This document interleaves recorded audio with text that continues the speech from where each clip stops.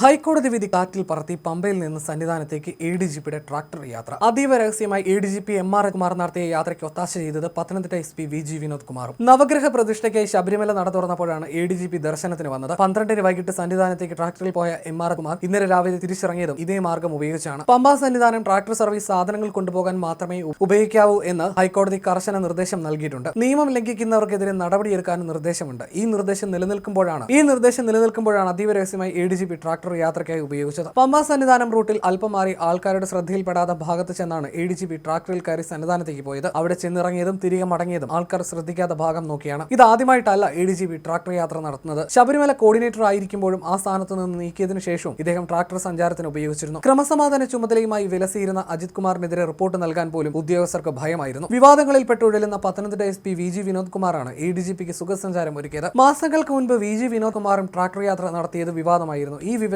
Report ചെയ്ത special branch ഉദ്യോഗസ്ഥനെ SP. ശകാരിക്കുകയും ചെയ്തിരുന്നു. തനിക്കെതിരെ ഉയർന്നിരിക്കുന്ന വിവാദങ്ങളിൽ സഹായിക്കുമെന്ന പ്രതീക്ഷയിലാണ് എസ്.പി. എഡിജിപിക്ക് ട്രാക്ടർ ഒരുക്കിയതെന്നും പറയുന്നു.